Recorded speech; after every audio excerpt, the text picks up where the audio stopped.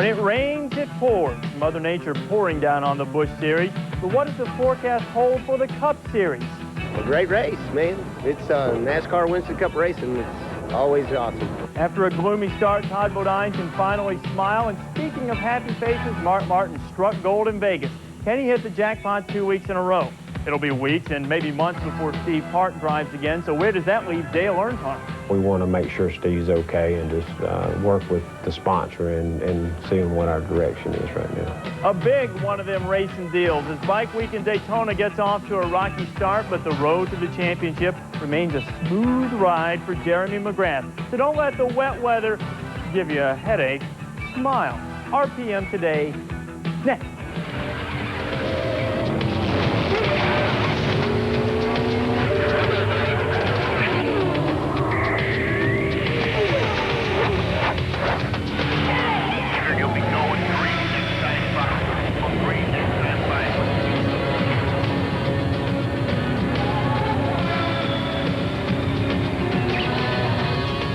Hi there, glad to have you with us on RPM Today. I'm Reese Davis. Ahead, a flag man who needed to wave a white flag and not to signal the final lap. Jack Roush's teams woke up the field in Vegas, so it's only fair that we wake him up, and we will do so on our Sunday wake-up call. Well, last week in Vegas, Ford hit the jackpot, 13 of the top 14 spots, and deciding the deck was stacked in favor of the Taurus, NASCAR shaved a quarter-inch off its spoiler in hopes of leveling the racing track in Atlanta. And qualifying, it worked. For Pontiac, John Andretti and Todd Bodine taking the front row, but the next 5 were Ford's. Chevy's best effort, Terry Labonte's 8th place run. Joining us now from Atlanta is Bill Weber. And Bill, we've had several days of frog stranglers, heavy rains down in Atlanta, but it seems like things may be looking a little better for the Prime Star 500 thing. We've got our fingers crossed, Reese, but rain has been the big story. In fact, yesterday when it was pouring here, they had a press conference in the media center. It was announced that Dale Earnhardt's car for the Winston will be sponsored by Bass Pro Shops. As part of that sponsorship, he got a bass fishing boat. He got in that boat and went fishing in turn 3, and he had a lot of success. But really, that's all there's been to do since qualifying. And in qualifying, the Ford showed their lightning, but the Pontiac stole their thunder. Fans expected a royal homecoming when John Andretti returned to the STP ride. But the first 3 races have been plagued by king-size problems, capped off by a 41st place finish at Las Vegas. So far, Andretti's pole-winning run has been the only bright moment in a gloomy week. Now he's hoping the sun will shine on this track and his team. You come to races to win them and to run well, and I think you want to do that consistently. And hopefully the marriage of coming back is going to be good for both of us. And so far I'm loving it. And I said the only way King's getting rid of me this time is not going to be because I'm going to do something wrong and leave. It's he's going to have to lock the place down and burn it up or something, but he's not getting rid of me that easy. It has been a stormy season for Todd Bodine. He failed to make the first 3 races, but spiced up qualifying when he put his Tabasco Pontiac outside the front row. This is just one race. One race does not make a year, it does not make a team. We still have some problems we have to fix, and we've got to face those problems, and we are. And we're grabbing the bull by the horns, and we're going to fix it and go on down the road and win some races in the future. Andretti and Bodine make up the first all-Pontiac front row since Dover in June of 1991. Last November, Pontiac won its first race at Atlanta Motor Speedway in 36 years. Bobby Labonte was the first of 6 Pontiacs to finish in the top 10. Some of the Pontiac drivers just happen to be, this is one of their better racetracks for the team or the drivers or whatever. And just like us, this is one of our better places for a team. It's one of Bobby's better places as a driver. It was a good place for us with Dale Jarrett. So, it could be that the several guys that are in the Pontiacs just happen to be in Pontiacs, and they're good racetracks. So this is a good racetrack for each of those individual guys. Mark Martin comes to Atlanta chasing his 2nd straight win, looking to continue his climb up the points ladder after a 38th place finish at Daytona. Dale Jarrett dominated this race 1 year ago, leading 253 laps. In the first 3 races this season, he's only led 47 laps and finished 34th, 7th, and 40th. Jarrett is 27th in points and needs a good finish. Bad. Yeah, really bad. We've run well for 3 races, but we don't have much to show for it. And you go through those stretches. Usually this stretch of ours comes in the middle of the year, sort of. It seems that we get in that where we can't really make anything happen. But a finish here up front would be very important. A win would be tremendous because our guys have worked awful hard to kind of get caught up with the Taurus and getting cars built for us, and I've had great race cars everywhere we've been. We just haven't made that into good finishes. This is the kind of racetrack that is my strong suit, you know, 1.5 mile, 2 mile racetracks, unrestricted, you know, big, nice, racy racetracks. And this is certainly one of them, and we're excited about this race. Now, Dale Jarrett really needs to put up a number here today. You can scramble early in the season and still chase a championship, but Jarrett truly needs a top 5 finish here in Atlanta. As for Mark Martin, he starts 6th, but some of that Roush magic has gone. Chad Little failed to qualify for this race. Also missing the race, Sterling Marlin, the first race he's missed since November 1986, Reese. Bill, all of those Tauruses that you mentioned having to deal with the new spoiler rules set in place for them to try to keep them from dominating, haven't had a lot of practice time to do so, about 45 minutes before qualifying on Friday. Yeah, it should be pretty interesting to watch here today. Now, the big news is that NASCAR is going to take 3 cars to the wind tunnel after this race, whenever that is. They're going to take a Ford, a Pontiac, and, of course, a Chevrolet. They'll get new downforce and new drag numbers and compare all that. As for the spoiler change, really, it's just a Band-Aid solution to perhaps a much bigger problem. It's really like borrowing $100 from Bill Gates. If you don't tell him you took it, he's not going to miss it. Or taking $50 from you, because I know you're close to that tax bracket. Hey, what about the situation on the Kenny Irwin team? I know they released crew chief Mark Reno. What's going on there? This is not something that really materialized in the first 3 races or really early in 1998. This is something that developed over last season. Ernie Irvin and Mark Reno had worked together in the past. They were paired on the 28 car, and that combination clicked. When Kenny Irwin tested and raced last year, he raced really with an entirely different team. Richard Labbe was his crew chief, and they think that combination is going to click. Labbe has been crew chief for Friday and Saturday, although limited track time. Today, he will change tires for Dale Jarrett. Robert Yates and Raymond Fox will call the shots along pit road. Next week's an off weekend. We'll see what they have lined up by the time we get to Darlington. During practice on Friday, Bill, we saw Steve Parks crash. He suffered a broken right femur, has a shoulder blade problem, a collarbone problem. What's the latest on him? Really no change, Reese. He had surgery, resting comfortably. The big news from that is coming off the track, and we'll hear from Dale Earnhardt later in the show. But Ron Hornaday is going to test that car at Darlington this week. If that goes well, look for Hornaday to drive it at Darlington and Bristol. He has a conflict for the Texas race because there's a truck race in Florida. But inside, Earnhardt's people are saying that Hornaday really deserves this shot. What happens after Bristol, we don't know. When Steve will come back, we don't know that either. If it takes him 5 months to recover, because it takes a very long time to recover from that femur injury, he would still have a couple of months left. But like Earnhardt told us yesterday, they might go test with Park and protect his rookie status for next season. That's very long term right now. They're only looking at the immediate future. Yeah, you got to make sure he gets well first. Bill, thanks so much. Stay dry out there. Hopefully we can keep some clear skies. We'll see you on RPM tonight, 7:30 Eastern. Okay, Reese. All right, Bill Weber joining us from Atlanta. Now, 3 guys are paying off that old wait till next year promise so far in the standings. Rusty Wallace, Dale Earnhardt, head and shoulders above their place in the standings of a year ago. Jimmy Spencer's rise has been meteoric, while Jarrett, Rudd, and Marlin have stepped off the proverbial Wile E. Coyote cliff. You heard from DJ during Bill's piece, just hoping to get things turned around. He's run pretty well, but just hasn't been able to make it pay off at the end of the race.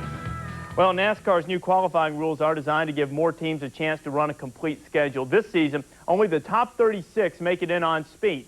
That means more provisionals, but early in the season, it also means that some drivers who change teams are relying on what their predecessor did last year. Now, shake all of this out, and what it means is that Sterling Marlin, now with Sabco, has a Winston Cup Sunday off for the first time since the Reagan administration, 1986.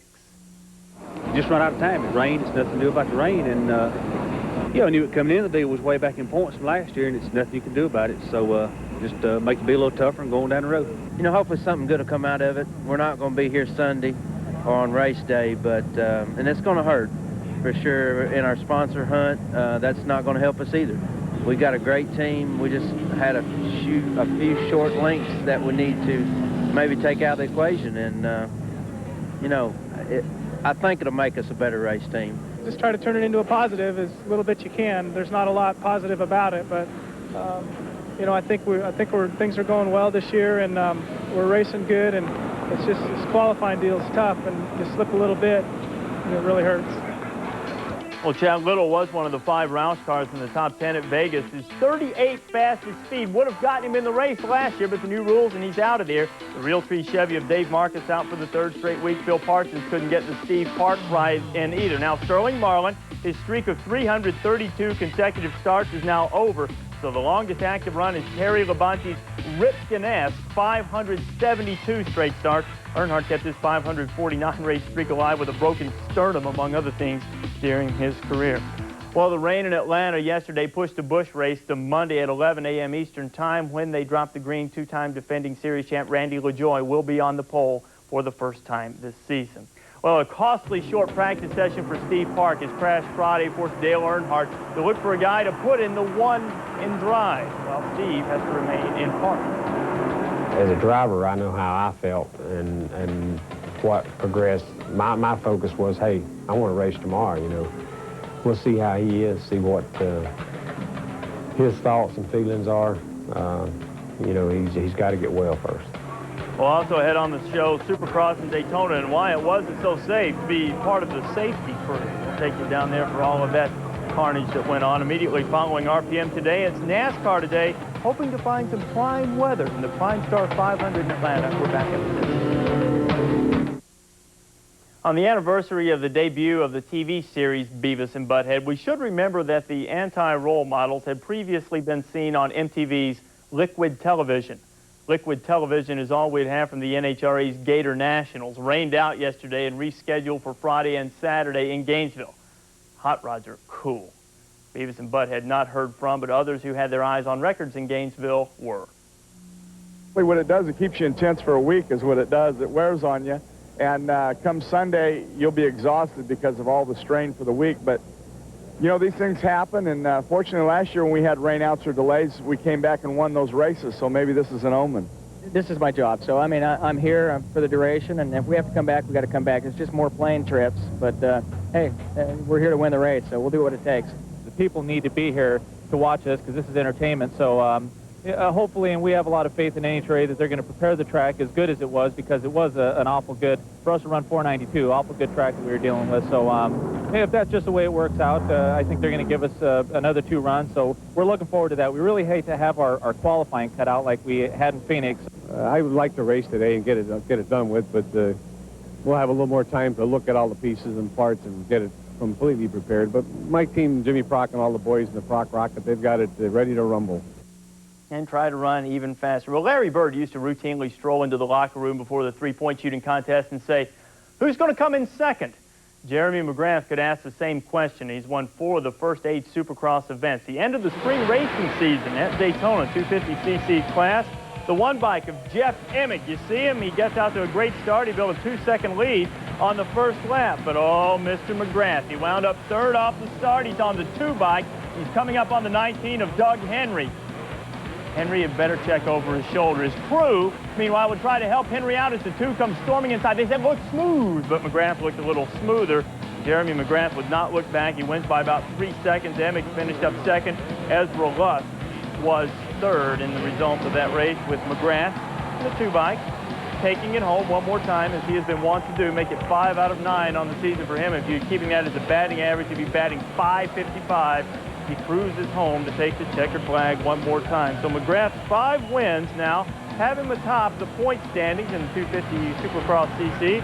56-point lead on Ezra Lusk. I guess that would make him better than Ezra. Kevin Windham is 3rd. Emick jumped from 6th to 4th after his 2nd place run on Saturday. And last week's winner, Larry Ward, is checking in 5th place. 125cc, the main event. You were looking at the 21 bike. Robbie Reynard, 2 runner-up finishes, and that's his chain. I hope he remembered to oil it. I think he did. He's out of there in pretty good shape. But the 6th bike, Ricky Carmichael, to his customary place in the front. He gets the hole shot. He won all 3 races coming into this. When Reynard got away 5th in lap 7 of 15, he's closing in on Brock Sellers for 2nd. Show you that because Carmichael's making a mockery of the race. He's up by 24 seconds. Reynard finally overtakes Sellers for 2nd. That's how they'd finish. And well, Carmichael's just showing off, and that's what you do when you win all the races. You think McGrath's dominating. This guy's really getting it done. He's won them all halfway through the 125 season. Carmichael up by 21 points on Robbie Reynard. He is 4 for 4 with 4 events left. 750cc class, they ran on Friday, and I mean, this thing turned into a Malachi Crunch demolition derby. They were running on the high banks of the Speedway. On the back stretch here at Daytona, Jamie McNaughton slides with the fallen bike of Keith Marquez.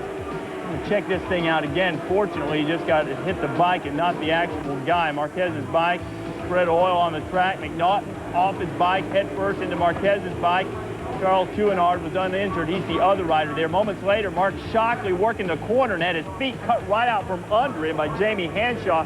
He tried to alert the people. McNaughton awake, alert, no broken bones. He's in fair condition in the hospital. Shockley, by the way, just hurt his elbow, and you certainly can't ask to be any luckier than he was. Well, the 57th Daytona 200, the 600cc bikes on the road course at Daytona. That comes your way at 5 p.m. Eastern Time right here on ESPN2. Well, Steve Park knew he could learn by racing against and for Dale Earnhardt. Now he's following in his footsteps and trying to come back from injury.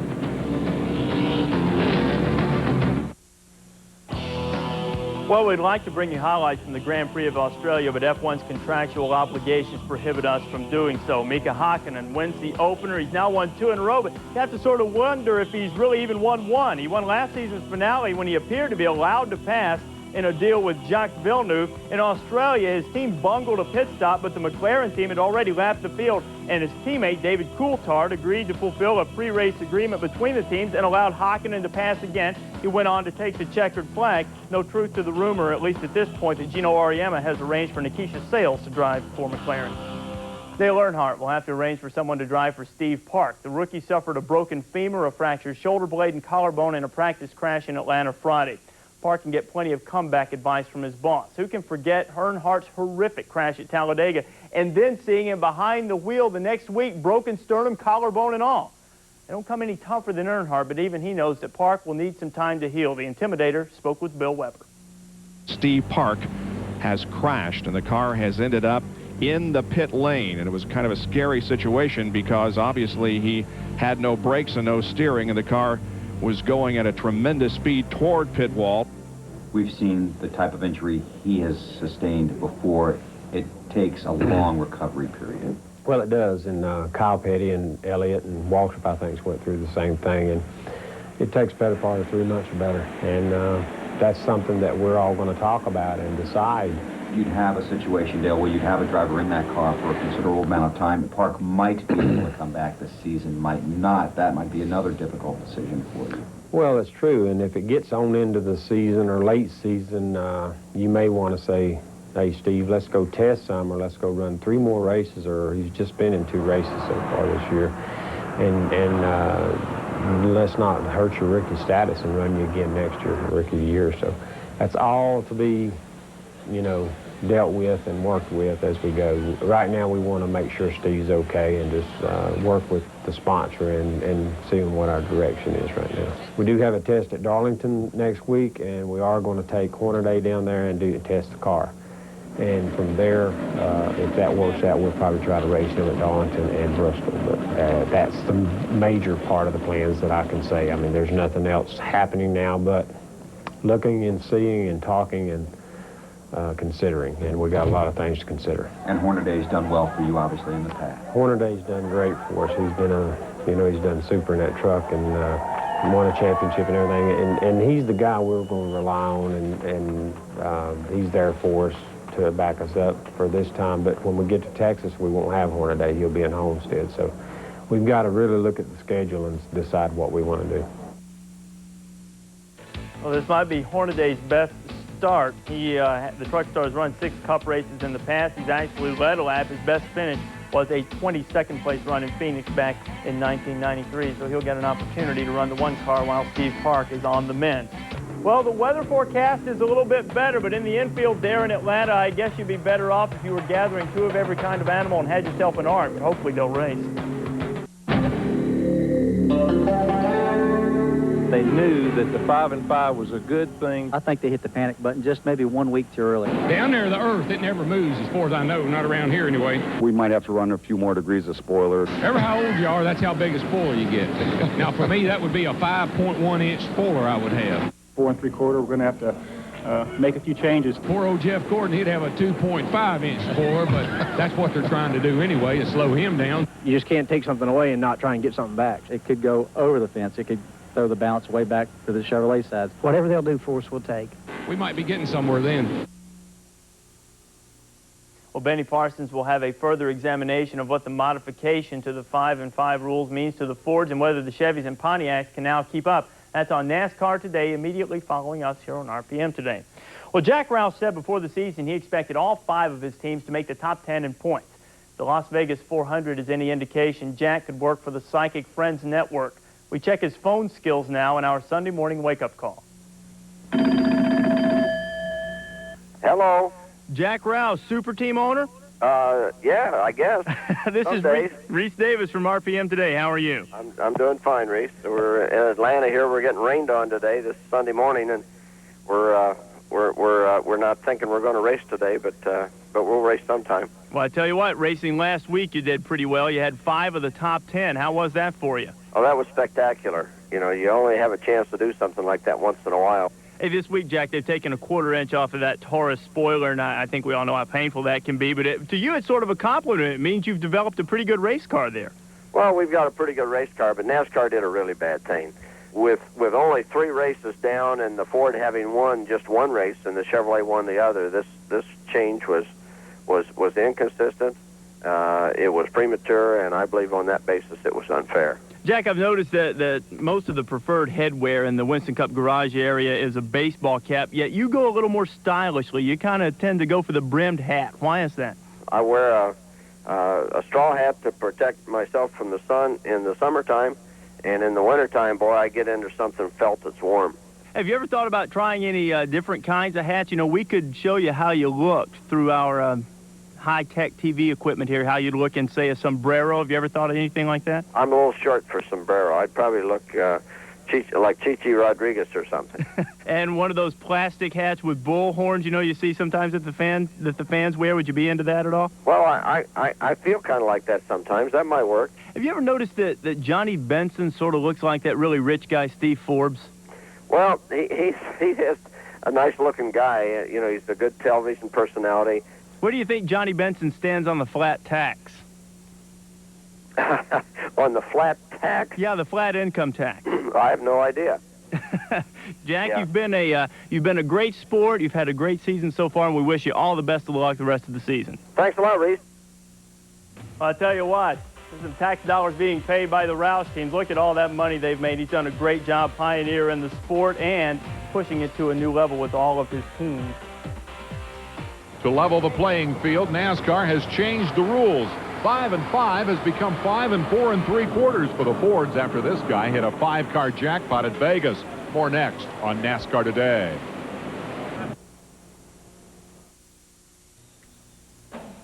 Prime Star 500 coming your way today, 1 p.m. Eastern Time over on ABC. Dale Earnhardt's going to have to come from back in the pack. John Andretti, the pole sitter. Don't forget, RPM tonight, 7:30 Eastern Time, a complete wrap of the day from Atlanta. We'll hear from Bill Weber and a cast of thousands. And we go off to Homestead. Start of the kart race is next week. You see the times there on the screen. RPM tonight, live from Homestead. Well, the weather forecast looking much better in Atlanta right now. We'll probably get that race in. NASCAR Today getting ready for you right now. I'm Reese Davis. See you.